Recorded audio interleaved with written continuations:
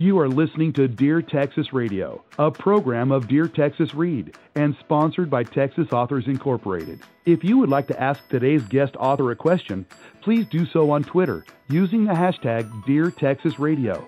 However, not all questions will be answered during the show. Now sit back and enjoy listening to today's show and learn about a Texas author and their books. Welcome to Dear Texas Radio. This is your host, B. Allen Bourgeois. Unfortunately, our guest has not called in. Hopefully he will call in shortly, but in the meantime, I'll go ahead and update you on some of the many programs and events that we are doing with Dear Texas, Texas Authors, and the Texas Authors Institute of History. First off, I'd like to tell you about a new event that's coming up in April. It's the April 28th, a Saturday, and it is a statewide event. We anticipate having a lot of authors participating with us. It is called Authors in the Park. The concept is very simple. We get Texas authors into local parks to just sit down and read to people. They can talk about their books. We will have a wide variety of books from the children to young adults to adults into the late nights enjoyment as well. So there will be something for everybody, and we do hope you will participate and join us. You can learn about the event and what parts are going to be involved and what authors, what genres, all that good stuff at the web Dear, D-E-A-R, Texas.info. Again, that is authors.dear, D-E-A-R, Texas.info. On there, you'll see all the information by the authors, first names, what cities are going to be in. You can look at the cities for what parks, and then, of course, what authors will be at those parks, the sponsors. All of that good information will be there and will continue to be added on. Matter of fact, we just met with one city, New Braunfels, who's real excited about the event, and it should be a fun time to have about 12 to 15 authors down there participating. But you never know what will happen, so we do hope you will come and enjoy that event. In the meantime, don't forget, bookfestival.network is our book festival website where you can find out and look for book festivals that are close by to your area. They will be going on throughout the year. We'll be starting off first in Galveston in March, then in Bryan College Station in April, then in Wimberley in June. July will be up in the Dallas-Fort Worth area. September will be in Giddings, and then again in McKinney. And then October, we're supposed to be in San Angelo as well. So we do hope you will join us for any of those events. Meet your Texas authors. We have a lot of great authors that deal with all different types of genres. We have best-selling authors. We have award-winning authors. We have new and upcoming authors. So something for everybody. And you can definitely check them out on the individual websites. So if you go to bookfestival.network, you'll see all the different book festivals, and you can find out who's attending which ones at that point. It does look like that Mark, our guest, has joined us. Welcome, Mark. Hi, I'm sorry I'm late. Okay. So you, Mark, have been a very busy man in your careers. You have 3 different careers. One of them, which really relates to a lot of your books, is you were a captain for over 24 years in the Navy, an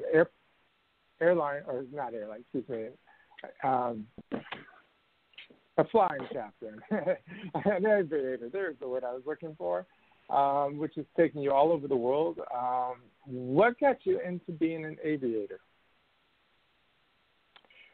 What got me being an aviator? That's a great question. I don't get asked that often, but I've always wanted to fly. My dad was in the U.S. Air Force and a pilot, and I started flying when I was about 14 or 15, and I was one of those people who soloed on his 16th birthday and then completed got his private pilot's license shortly after that. So, and then I always wanted to be a military pilot, and the Navy would guarantee me flight training, and the Air Force wouldn't.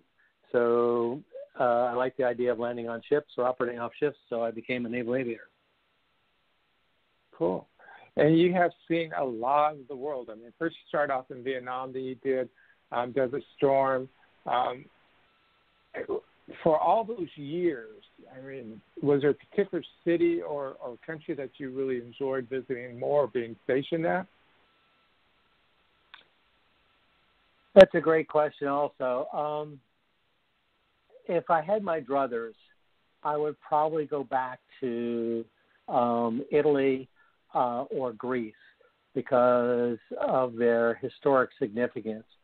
However, some of the cities we went to in the Orient, not just in Japan or Korea, but I've been to places like Brunei, Singapore, several places in Thailand, as well as Australia. They're all different, and they all have their unique charms, and they all have their own attractions. But I think that when I look back at it, I like places that have that ooze history, so to speak. So from my military travels, I think the places I would go back to the most would be either Italy or Greece or Spain. From personal travels, it would probably be Israel or Australia. Now, that's interesting because if I understand correctly, and I'll be honest, I haven't read your books, but most of your books do take place in Vietnam. Is that correct? Well, the first two take place in Vietnam. That's Cherubs 2 and Big Mother 40. And they take place in 1970 for Cherubs 2 and then 72, 73 for Big Mother 40. And then Forgotten starts with a rescue, or a botched rescue, where an American is captured by the North Vietnamese, and then he joins 5 others, and they're held until 1982 when they're rescued. So from that perspective, they take place in Vietnam. The other 2 books, Render Harmless and Inner Look, don't. Render Harmless takes place in West Germany, where the good guys are hunting terrorists who are allied with Nazis and Fatah, which is the Palestinian military arm, and they're supported by Stasi, which is the East German secret police and intelligence community, and the KGB. And Inner Look is about hunting spies in the Pentagon. And I wrote it after reading a book about the capture of Aldrich Ames and indirectly Robert Hansen, and the damage that those gentlemen did to our ability to get information out of the Soviet Union. And I lived through the John Walker treason, which occurred starting in the late 60s, and then it went as long as 1986. So, but to answer your question, the 2 books that are focused strictly on Vietnam are Big Mother 40 and Cherubs 2. They're loosely based on my experience and the other experiences of some people I flew with. And then Forgotten starts in Vietnam, but transitions out to after some development of the story until 1982, and about a third of the book takes place after that. No, that is interesting. I understand the aspect of Vietnam because you were stationed there and you did fight with that. But if Greece is one of your favorite spots, you haven't written about that yet, or are you working on a story relating to that? To Vietnam? No, for Greece. I'm sorry. You said Greece was one of your favorite places? Yes. The answer is no.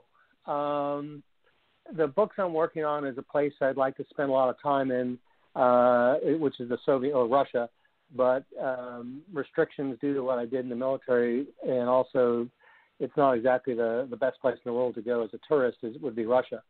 And there are a lot of reasons for that. So Moscow Airlift is the next book that comes out, takes place mostly in Russia, in fact, about 80-90% of it.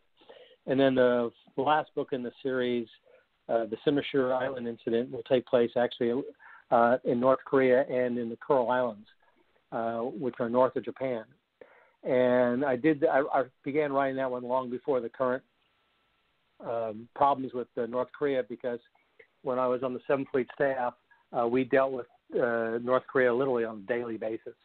It was one of our, shall we say, more entertaining potential opponents that we had to continually plan and watch and monitor their activities. I can imagine at that time that was very stressful, and the stress now must be very high for all of our servicemen in that area. Is that pretty accurate? Yeah, when I was on the 7th Fleet staff, and I had actually two, assignments there. On the first one, I wound up in 1988 redoing most of the war plans that the 7th Fleet would use as the basis for their warfighting strategy. And the big three in order of likelihood of getting into conflict was North Korea number one by far and away, and then the People's Republic of China, and then the Soviet Union was last. And it was because the Soviet Union was in decline, and that the event that precipitated the review was, in fact, the fall of the wall, the dissolution of the Warsaw Pact, which changed everything the way we thought about going to war with the Soviet Union. And out of that, in 1991, the Soviet Union dissolved and became the Russian Federation. But that event, which occurred starting in 1988, when the nations voted themselves out of the Warsaw Pact, was what precipitated the review of the war plans. So I've included some of that knowledge, but I have to be careful in what I write in the book called The Simmersure Island Incident. I'm sure it's classified and very difficult to do that. Before we get into Forgotten, because that is an interesting story in itself, we do need to step away and let our sponsors do their thing, and we'll be back in just a couple minutes. Living under a theocracy is tough enough, but out of nowhere, a secret mission threatens everything in a common soldier's life. Now Salvik must do all he can to protect his people and the woman he loves. The Gray Blade by Aaron Ward is the first in the God Swords series, available at your favorite bookstore or at books.txauthors.com. Longtime developmental editor Susan Malone fosters writers' innate talents to help them become successfully published authors. Over 50 Malone-edited books have sold to traditional publishers. Her authors' books win major literary awards, reach the bestsellers list, and become films. She offers in-depth, personalized editing and coaching to turn your manuscript into a successful published book. To learn more about Susan Malone's services, please visit maloneeditorial.com. Love to read? Love to meet authors in person? Then check out bookfestival.network to find a book festival in your region of Texas. We are adding book festival events throughout the year, so sign up to get notices and even a coupon towards purchase of a Texas author's book. Sign up at bookfestival.network. Texas Authors is accepting entries into their 6th annual book contest. Go to books.txauthors.com and sign up. Contest is valid for Texas authors only and is open to anyone 18 years of age and older who published a book during the 2017 calendar year. Enter at books.txauthors.com today. Attention students in grades 6 through 12. Do you love to write? Texas Authors Institute of History is kicking off its first statewide short story contest for students. It's free to enter and a great way to begin your career in writing.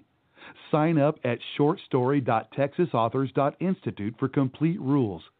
Again, to enter, go to shortstory.texasauthors.institute.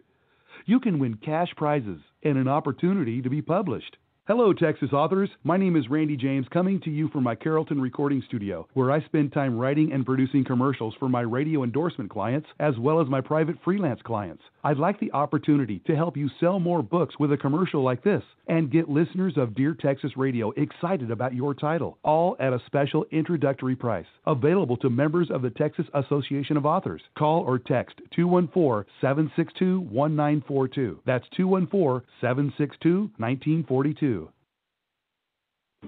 Authors, are you looking for the perfect place to publish your new ebooks? Look no further than ebg247.com/authors-services. Let us help with editing, cover designs, web banner designs, even formatting and conversion. Our professional services can take your book from no sales to today's top seller. That's ebg247.com/authors-services. Don't go it alone. Let us handle everything for you. At EBG, you always get a quality service, all at an everyday affordable price. It's the web's best place to create your new ebook.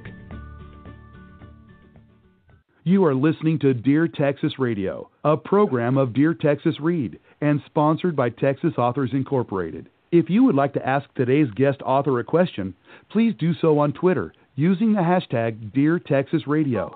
However, not all questions will be answered during the show. Now sit back and enjoy listening to today's show and learn about a Texas author and their books. And welcome back to Dear Texas Radio. This is your host, B. Alan Bourgeois.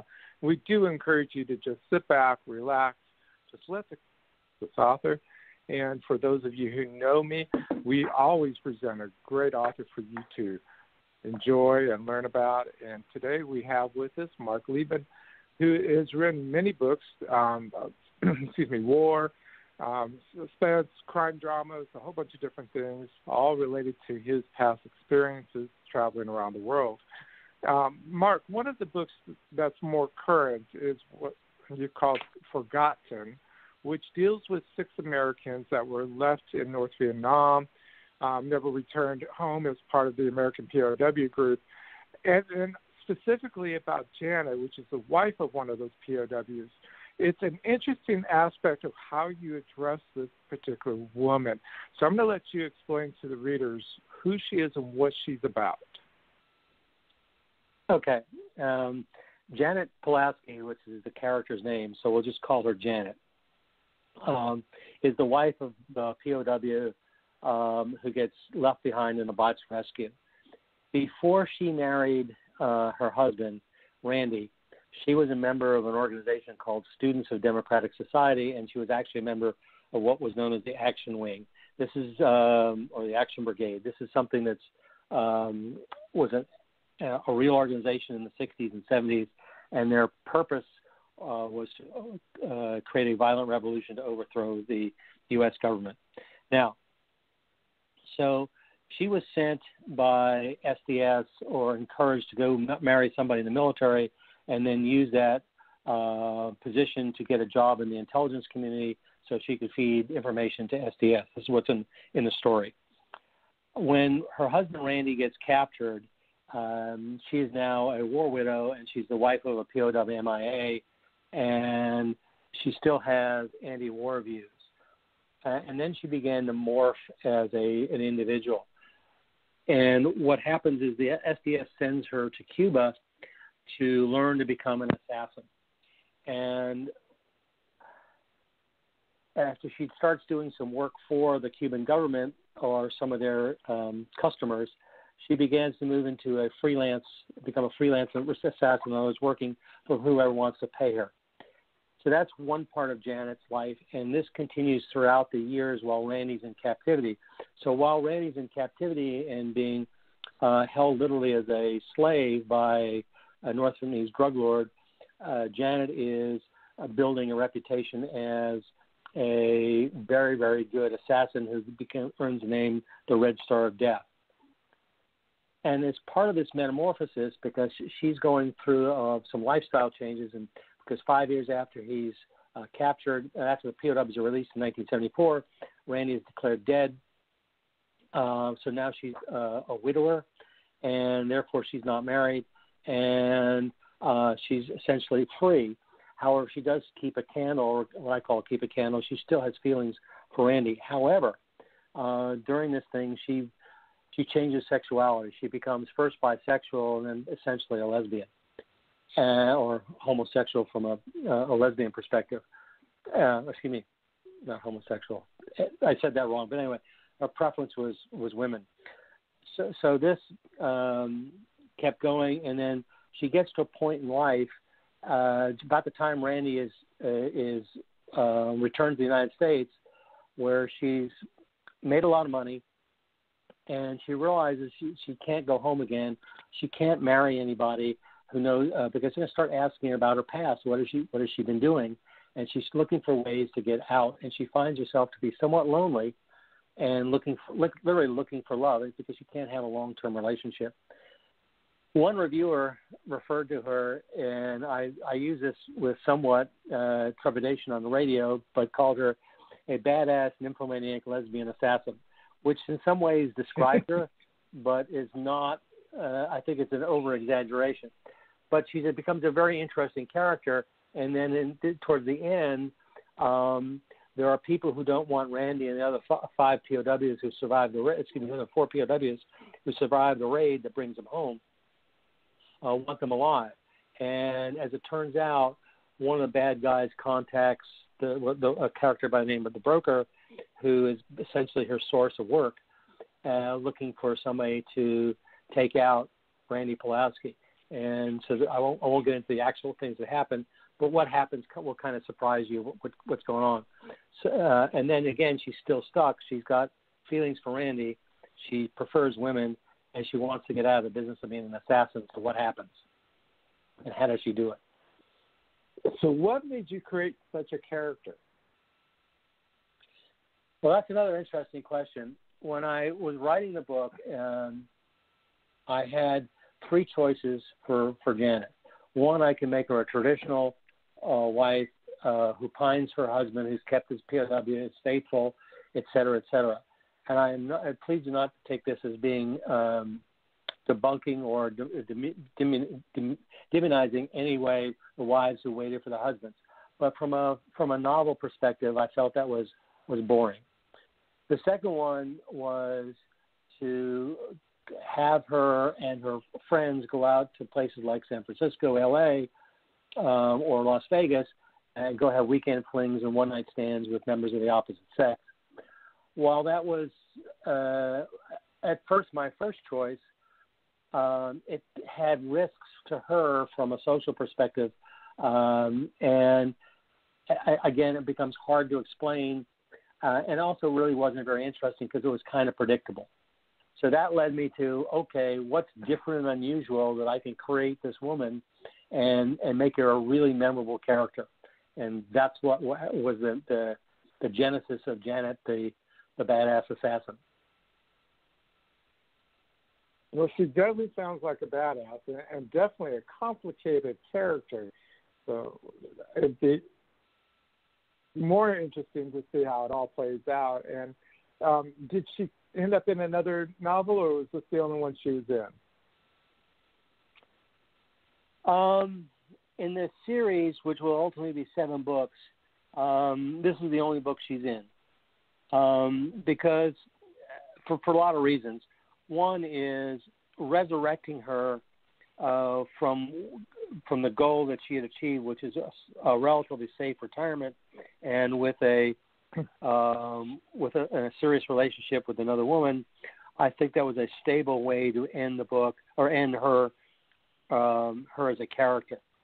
At one time, I had toyed with, in fact, the original version that I sent to the publisher had Janet getting killed in the end. And the publisher and I talked about it. He says, I don't like that. I said, well, I actually created another ending, so let me bolt that on there. And I sent it to him. He said, I like that a lot better, which is the ending that's in the book. But I have not thought to resurrect her. However, it's interesting you mentioned that. In Moscow Airlift, I pulled characters out of 2 prior novels, and they reappear in Moscow Airlift. And in also the last book in the series, there is a character that I resurrect and put him to bed, so to speak, as well. Well, with her particular life, I could see her coming back. The past is going to haunt her somewhere along the line. I'm just telling you, it's going to haunt her. So if she doesn't talk to you in your mind and get you doing another story about her, I just, for some reason, see something happening. We only have a few minutes left, so real quickly, let people know where they can find your books. Okay. You can find my books on Amazon with a minor caveat. I'm in the midst of shifting publishers. The transition is happening this week, so they probably won't be available for about 10 days, but you can get them on Amazon. You can go to my website, send me an email through the website, and I'm happy to. I'll respond. Typically within 24 hours with a phone call. I write a personal inscription on it, and then I mail them that day or the next day, depending on what time I talk to the individual. Or you can get them through Barnes & Noble, or you can get them through, or we'll be able to get them through the 2 publishers. Penmore Press will have, again, in about a week, Penmore Press will have 4 of the books. Forgotten is with Deeds Publishing, and will stay there. And it's available. Your website is? My website is marc@marcliebman.com or marcliebman.com. Excuse me. Correct? Correct. It's www.marcliebman.com. Okay. And, of course, they can buy them at books.txauthors.com. We'd be glad to ship them out as well. Now, with all of your career, your aviation and then being in the business world, why did you choose to get into writing? I've always wanted to. I've always written freelance articles. As a consultant, I wrote white papers, and I always wanted to be a novelist. And so right after the turn of the century, I started putting pen to the first one in 2008 and then played around with it and eventually got it published the first one in 2012, and I've been spitting them out about one a year ever since then. And I'm hoping to increase the number of books that come out each year. But it's a lifelong dream that I've fulfilled, and I don't do it for money, although it's a nice tax deduction, and the money is okay. With just about a minute left, what words of advice do you have for future writers or people wanting to be an author? Persistence and discipline. Keep following your dream, and discipline to sit down and write, and discipline to sit down and find a publisher or a way to get it to market, either e-publishing or through, as I did, through a traditional publisher. You have a new book getting ready to come out when? Moscow Airlift will come out in March of 2018, and the Simishur Island incident should come out around November 2018. Okay. And go ahead and let people know your website again so they can start getting information about them. Yep, it's www.marc Liebman.com. And if you send me an email, I'll happy to add you to my monthly newsletter, the last one of which just went out, or the latest one just went out 2 days ago. I send one out every month. And if you're on the mailing list, you'll get the latest updates, and plus the fact I have a blog on my website which talks about where I am in books and some other interesting stuff. Oh, great. Well, thank you very much for being on the show. We wish you the best of luck. All right. Thank you. Thank you for listening to Dear Texas Radio, where we encourage everyone to drop everything and read a great book by a Texas author. More information about this show or any of our shows from the past years can be found at radio.deartexas.info. That's radio.deartexas.info. I'm Randy James, your announcer for Dear Texas.